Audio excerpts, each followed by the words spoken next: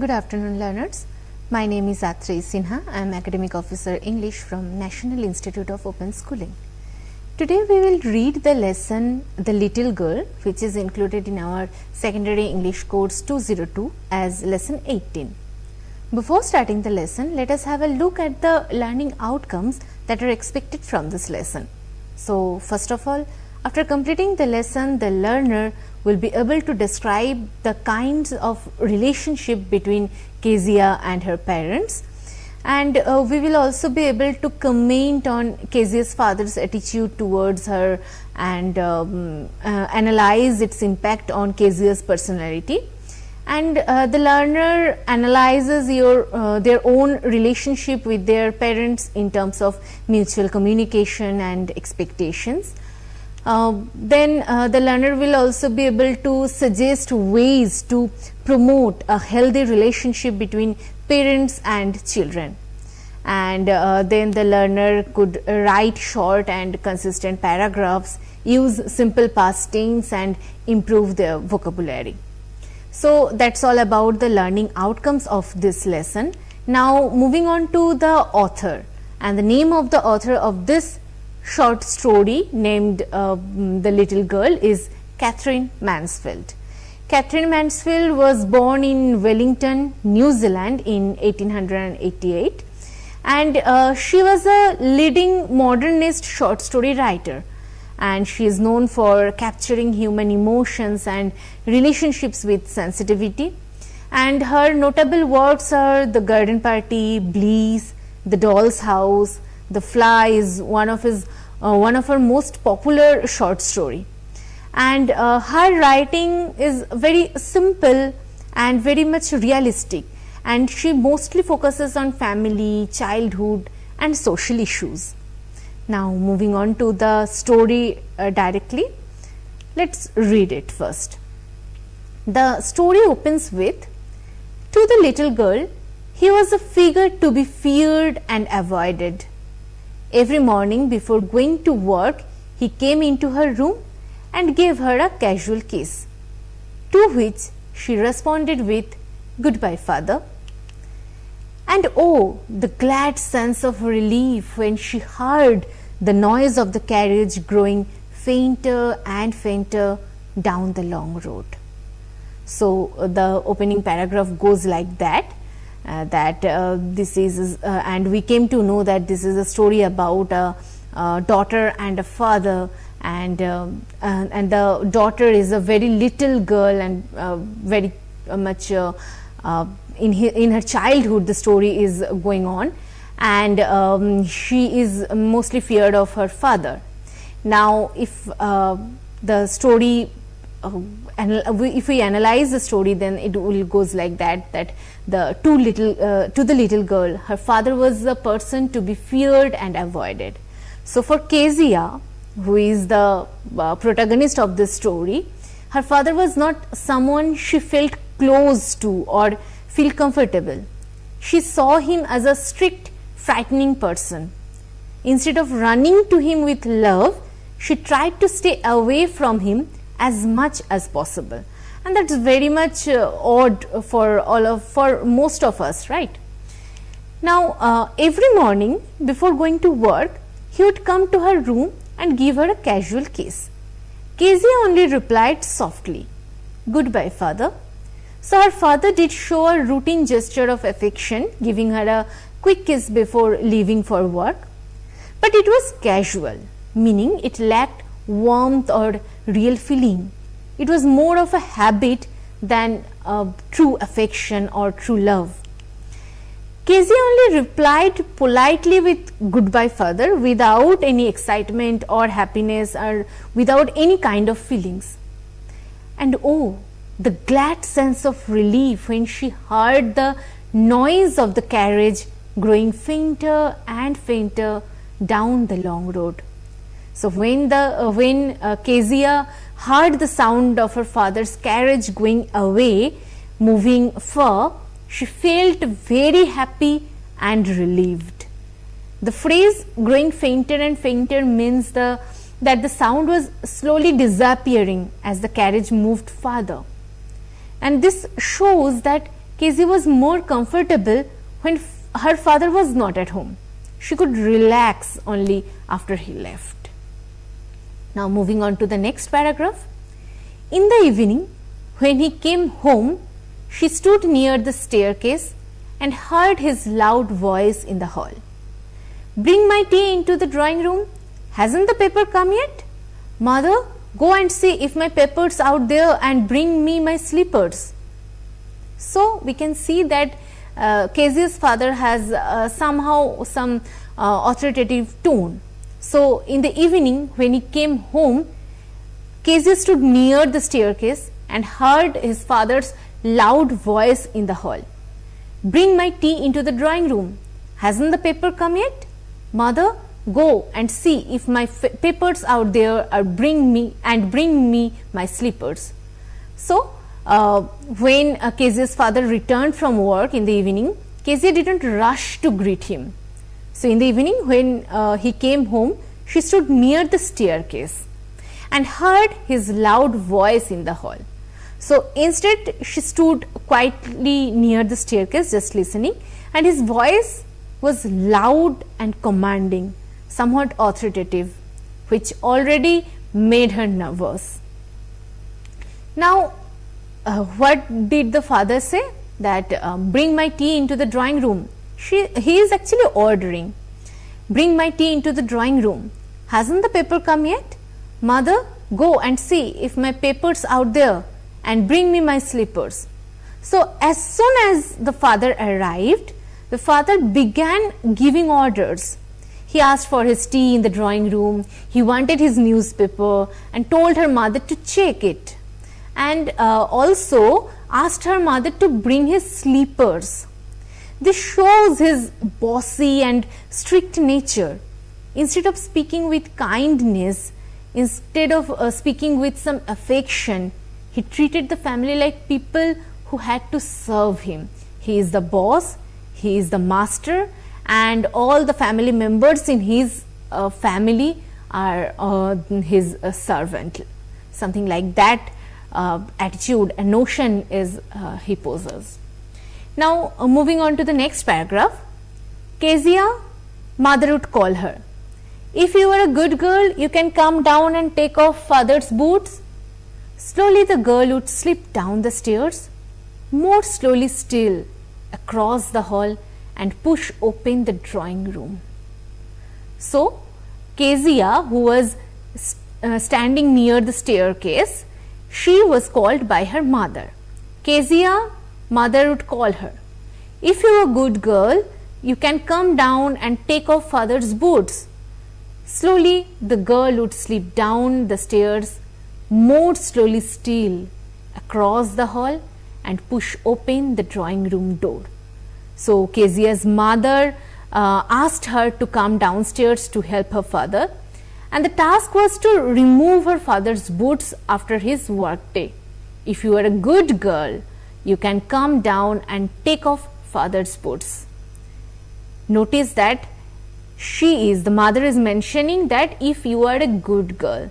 So in a somewhat, Kezia is compelled to follow the order, follow the duty whichever is bestowed upon her, because she has to present herself as a good girl of the family.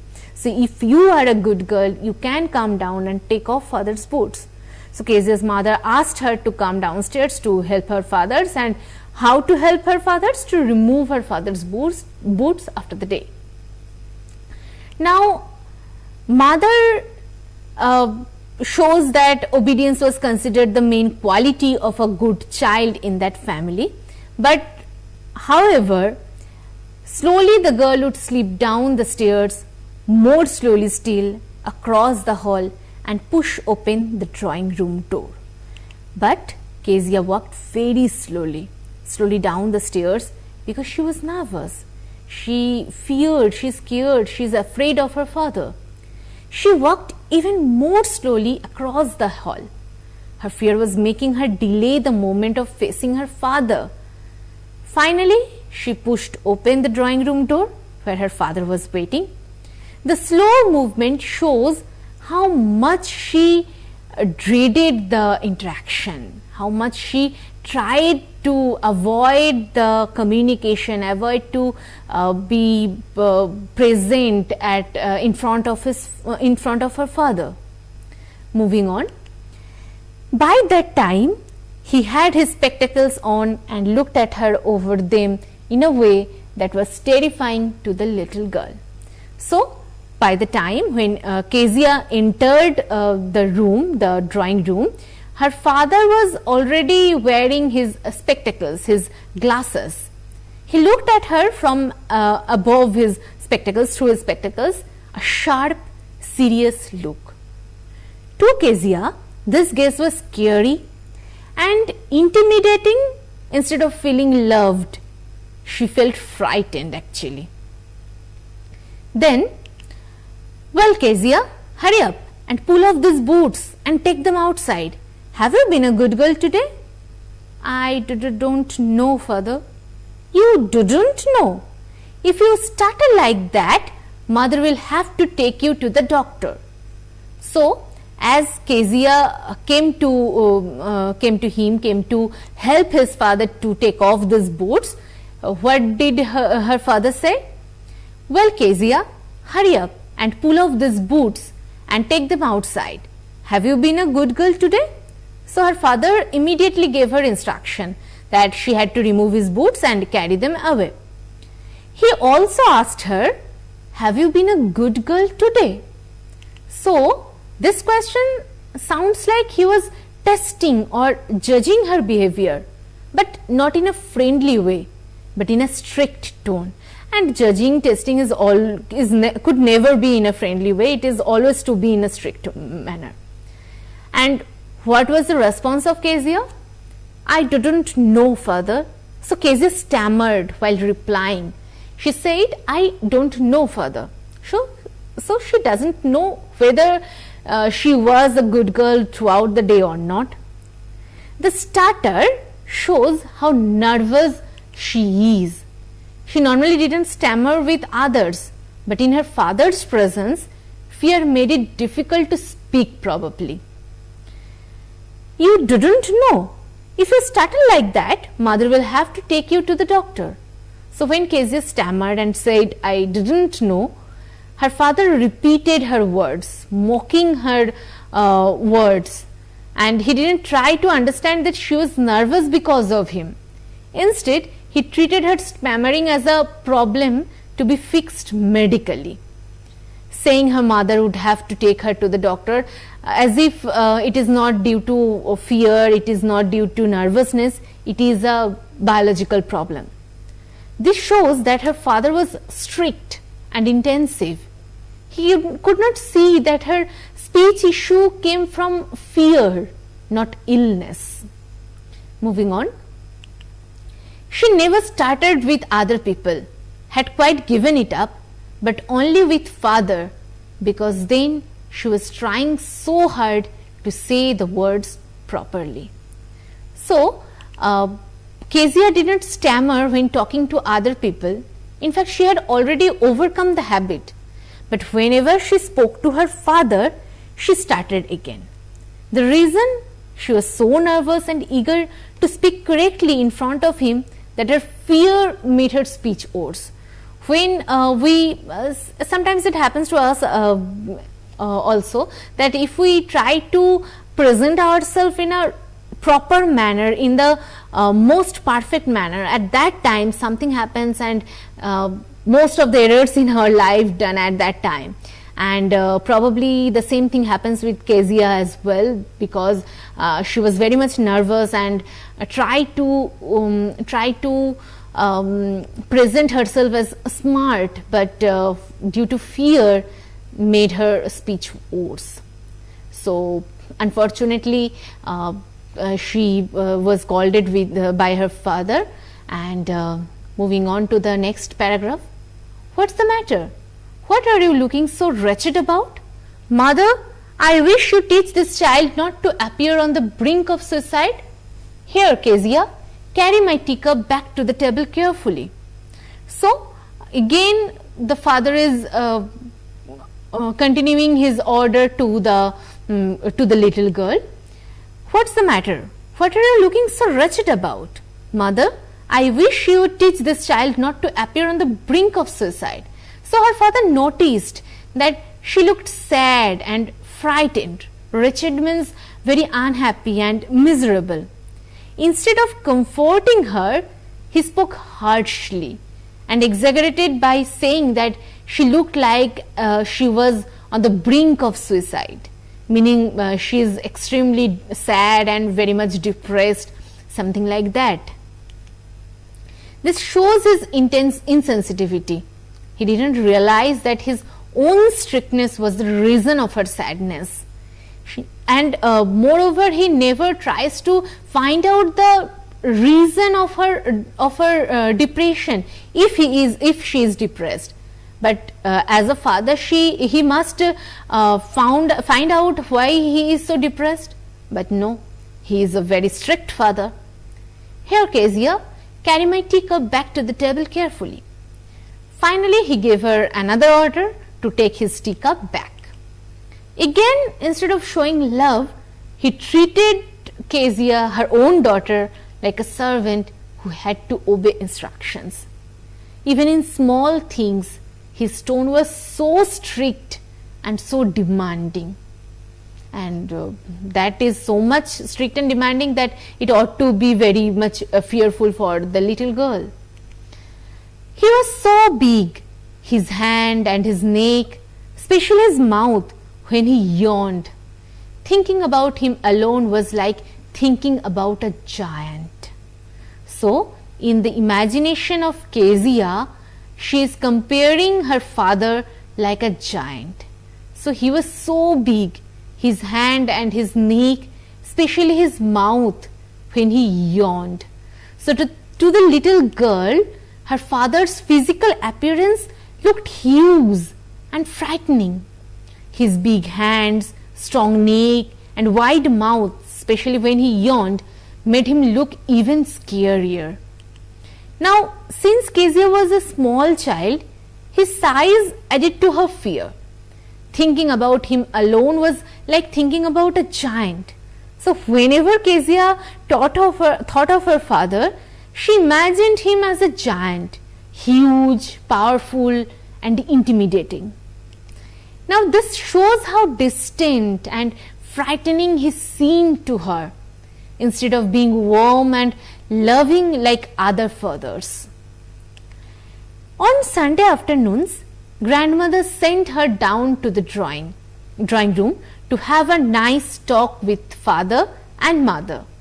But the little girl always found mother reading and father stretched out on the sofa, his handkerchief on his face, his feet on one of the best cushions, sleeping soundly and snoring. So, on Sunday afternoons, grandmother sent her down to the drawing room. So, on Sundays, Kezia's grandmother encouraged her, and somehow I think she forced her to spend time with her parents, to have a nice talk with father and mother.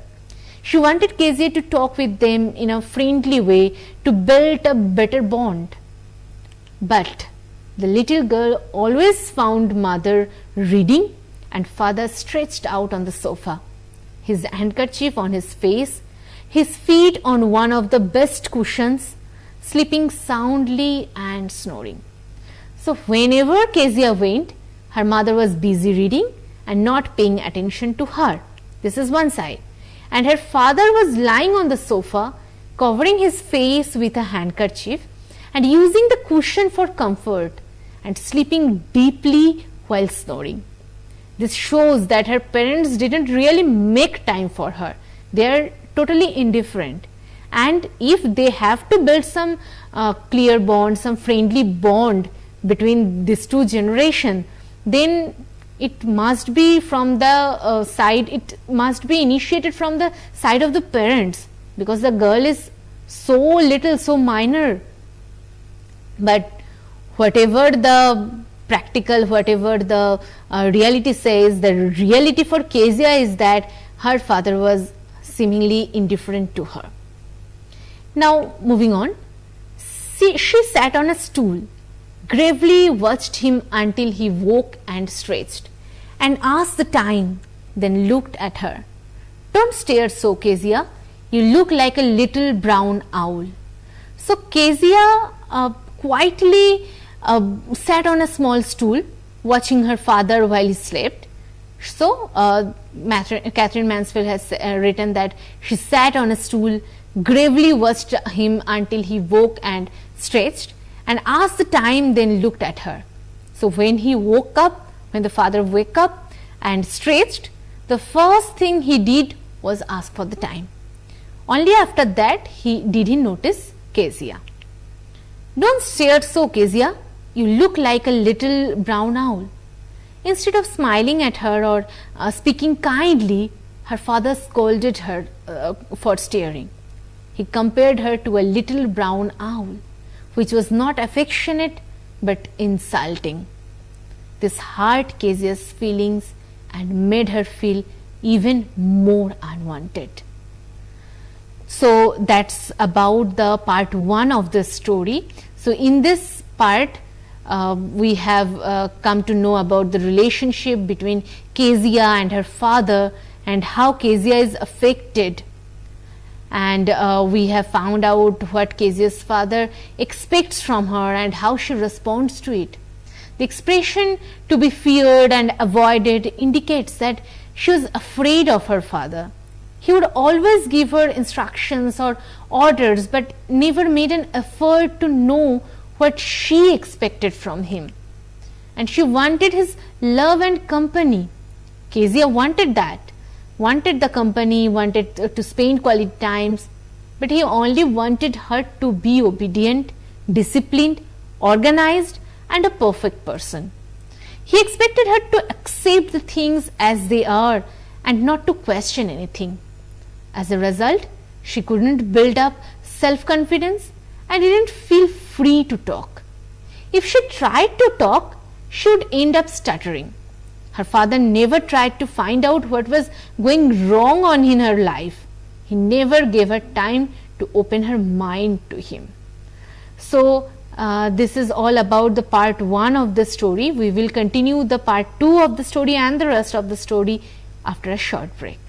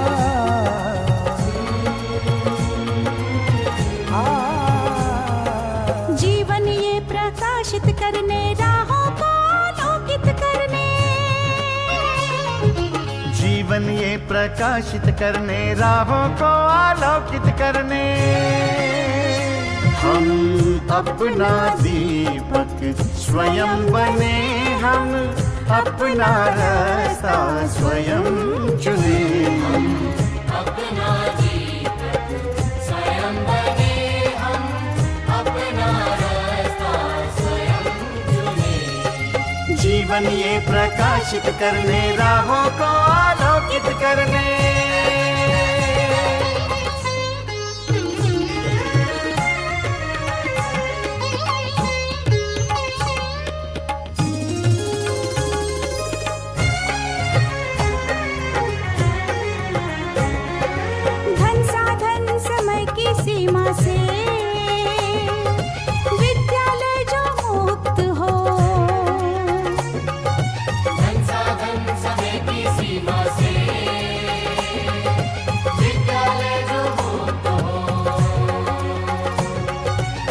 कभी पढ़े हम कहीं पढ़े वे विषय की लोच से युक्त हो।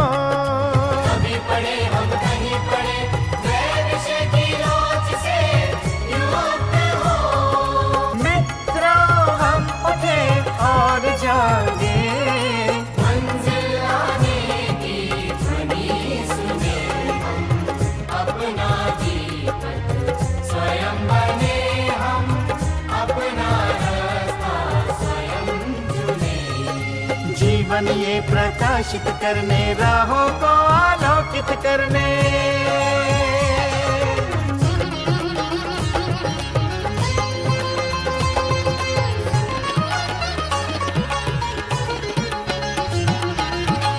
राष्ट्रीय मुक्त विद्यालय का है द्वार खुला सबकी खातिर।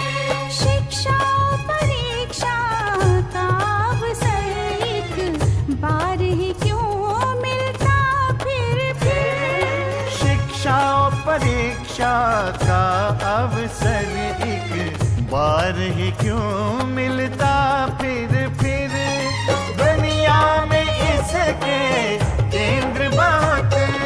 कोई मन चाहा केंद्र चुने हम, अपना जीवन स्वयं बने हम, अपना रास्ता स्वयं चुने।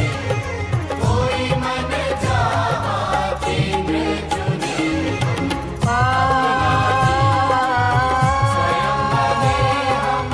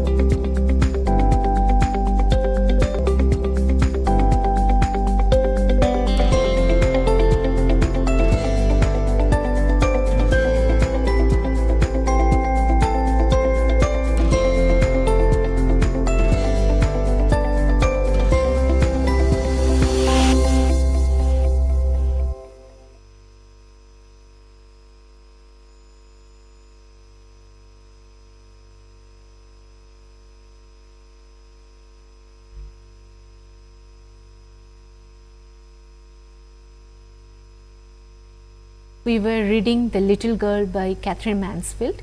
We have already read the part 1 of the story, and in the part 1 we were introduced with the family members of Kezia, like Kezia, the protagonist of the story, her father, her mother and her grandmother.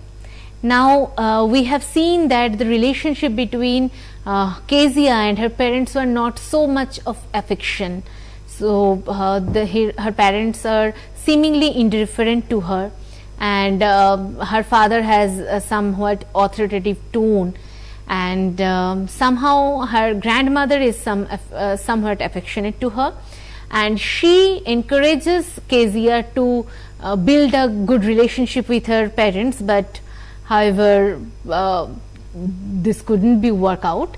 So moving on to the next part of the story, part 2 of the story, and we in the part 1 we finished with that incident that when on every Sunday, as usually, Kezia tries to converse with her parents, but most of the time her parents ignore her. Her mother continue her reading, and her father is stretching herself and taking a midday nap type of thing. And whenever she wake up from that nap, the first thing he do is is asking for the time, and in a authoritative tone, and then he insult her daughter that she look like a brown owl, and this is very much insulting. Now moving on to the next part. One day, when she was kept indoors with a cold, the grandmother told her that father's birthday was next week. and suggested she should make him a pin cushion for a gift out of a beautiful piece of yellow silk. So, the grandmother is somewhat encouraging to make a healthy relationship between the two generations. So, one day when she was kept indoors with a cold, the grandmother told her that father's birthday was next week. So, Kezia was sick with a cold, so she stayed inside the house. During this time, her grandmother reminded her that her father's birthday was coming the following week and suggested she should make him a pin cushion for a gift out of a beautiful piece of yellow silk. So, grandmother gave her an idea that she could make a pin cushion, a small pillow used to keep pins and needles safely. She suggested that Kezia use a piece of yellow silk cloth to make that pin cushion. The grandmother thought that this gift would be useful and has some personal touch and also help bring Kezia closer to her father. Laboriously with double cotton, the little girl stitched 3 sides. But what to fill it with? That was the question. The grandmother was out in the garden and she wandered into mother's bedroom to look for scraps. On the bed table, she discovered a great many sheets of fine paper, gathered them up, tore them into tiny pieces and stuffed her case, then sewed up the 4th side. So, Kezia worked very hard, very laboriously with effort to sew the pin cushion. Laboriously with double cotton, the little girl stitched 3 sides. She used double cotton thread to make the stitches strong. She managed to stitch 3 sides of the square. But what to fill it with? That was the question. She now faced a problem. She didn't know what to put inside the cushion to make it soft and useful. The grandmother was out in the garden and she wandered into mother's bedroom to look for scraps. Since grandmother wasn't around to guide her, Kezia went into her mother's room. She was searching for scraps of material, waistcloth or cotton to stuff inside the pin cushion. On the bed table, she discovered a great many sheets of fine paper. Instead of cloth, she found a pile of beautiful sheets of paper on the bedside table. Gathered them up, tore them into tiny pieces and stuffed her case, then sewed up the 4th side. Thinking the papers were waste, she collected them all. She tore them into small pieces and filled with pin cushion with them. Then she stitched the last side and completing her handmade gift. That's all right till now. That night there was a hue and cry in the house. Father's great speech for the Port Authority had been lost. Rooms were searched, servants questioned. Finally, mother came into Kezia's room. So, what happened next? That night, there was a hue and cry in the house. So, the phrase hue and cry means a lot of noise, panic and shouting. Everyone in the house was upset and searching for something important. Father's great speech for the Port Authority had been lost. What were they searching? Father's great speech for the Port Authority, which has been lost. The reason for the panic was that Kezia's father's important speech, which he had written for the Port Authority, was missing. Those papers were same ones Kezia had unwillingly torn up and used to stuff the pin cushion. Rooms were searched, servants questioned. So everyone in the household started looking everywhere for the papers. Even the servants were questioned in case they had moved or misplaced them. This shows how serious and valuable those papers were for her father. Finally, mother came into Kezia's room. After searching everywhere, Kezia's mother decided to ask her directly. This moment would reveal the truth about what Kezia had done. Kezia, I suppose you didn't see some papers on a table in our room. Oh yes, she said, I told them off for my surprise. What? Screamed her mother. Come straight down to the dining room this instant. So, Kezia's mother was gently questioned her that, Kezia, I suppose you didn't see some papers on a table in our room. So, Kezia's mother gently questioned her that if she had seen some papers kept on the table in their room. She suspected Kezia might know something because the papers had vanished.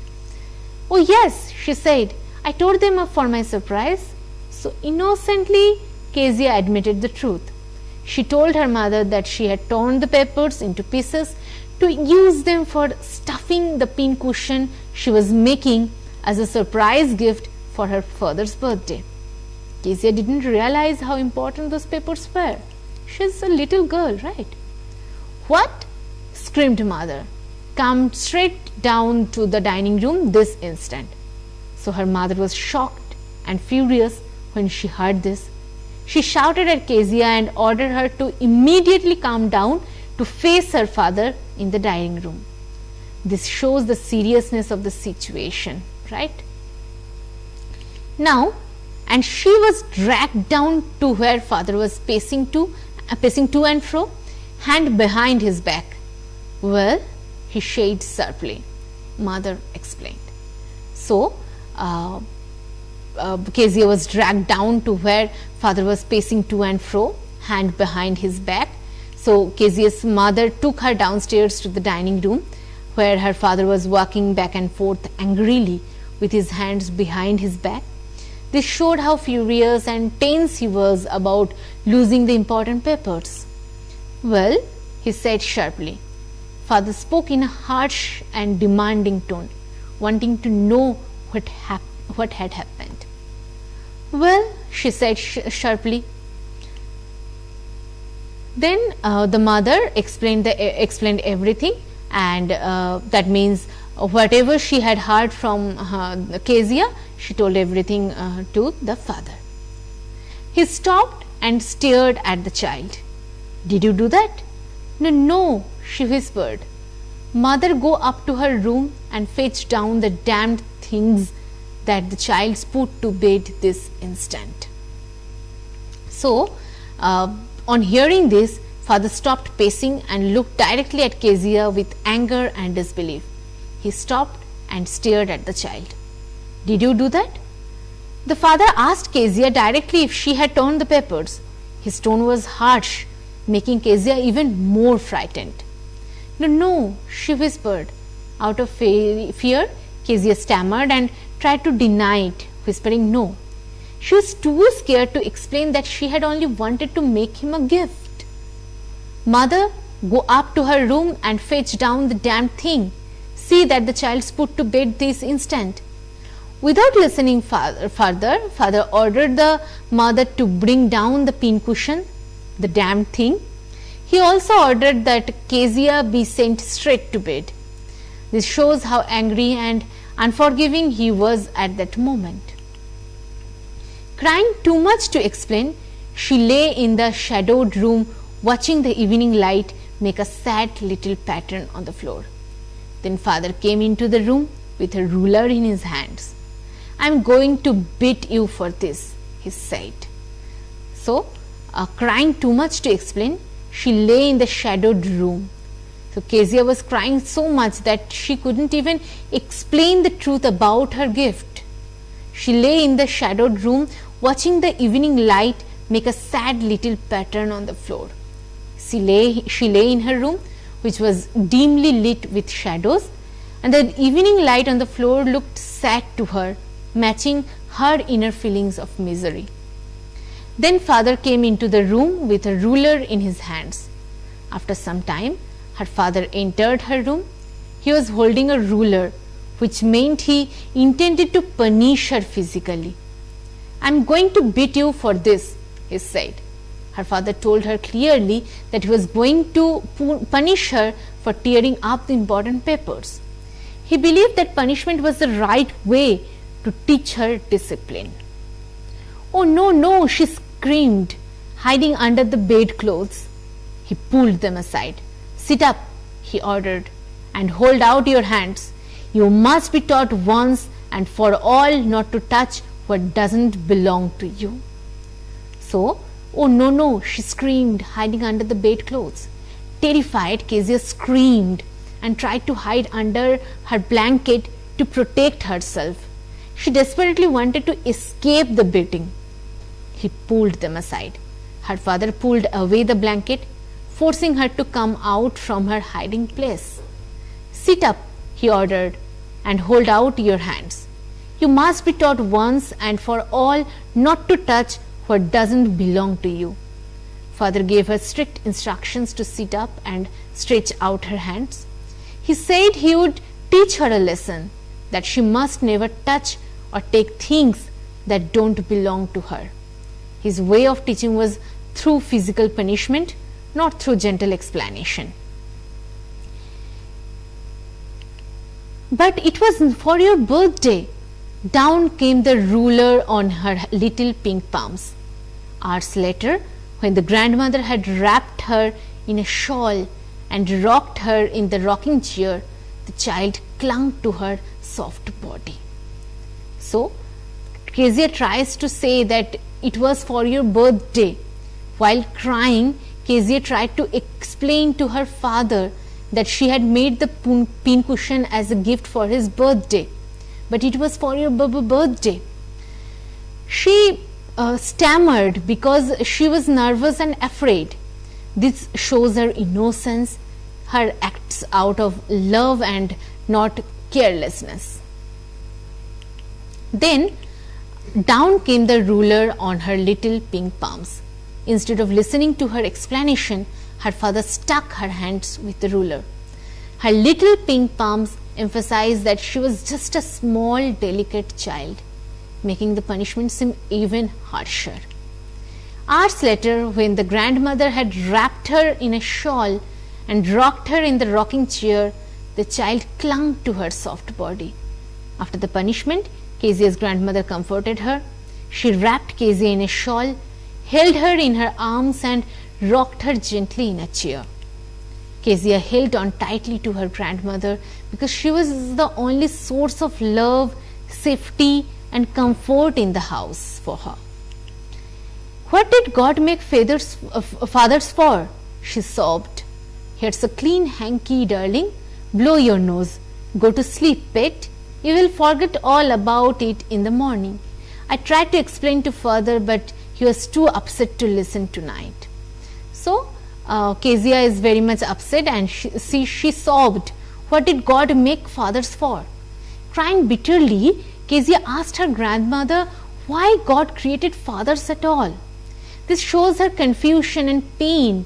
She could not understand why her father was so harsh instead of loving. It also reflects her deep disappointment and hurt. Here's a clean hanky, darling. Blow your nose. Go to sleep, pet. You will forget all about it in the morning.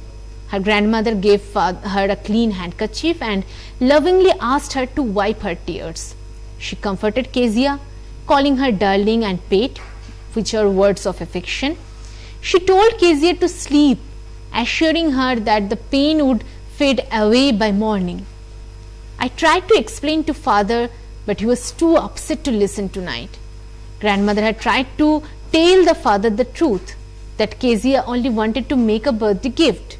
But her father was so angry about losing his important speech that he didn't listen to.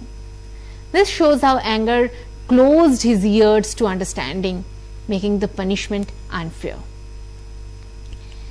But the child never forgot. Next time she saw him, she quickly put both hands behind her back and a red color flew into the cheeks. So, even though her grandmother told her she would forget the punishment by morning, Kezia didn't forget it. The harsh beating left a strong emotional mark on her. The next time she met her father, she quickly hid both her hands behind her back. This shows she was still afraid he might punish her again. Her cheeks turned red, which shows her fear, shame and nervousness in front of him. So in this part 2, we have read that on the suggestion of her grandmother, Kezia makes a beautiful pin cushion for her father's birthday. She thought he would appreciate her feeling behind it. Out of ignorance, she stuffed it with papers which were very important to her father. He was furious when he came to know about this. She pleaded that it was for his birthday. Instead of being soft to her, he punished her by hitting her palms with a ruler. She screamed, but her father believed this was the only way to teach her not to touch what did not belong to her. Kezia was deeply hurt at heart. Her question to her grandmother, what did God make fathers for, shows the intensity of her feelings. Her grandmother believed that she would forget the incident, but she didn't. She was hurt emotionally. Physical wounds heal, but emotional ones don't. So that's all about the part 1 and part 2 of this story, The Little Girl. We will continue the lesson with the part 3 of the lesson and the grammar and all the other sections of this lesson. But in our next class, till then, goodbye.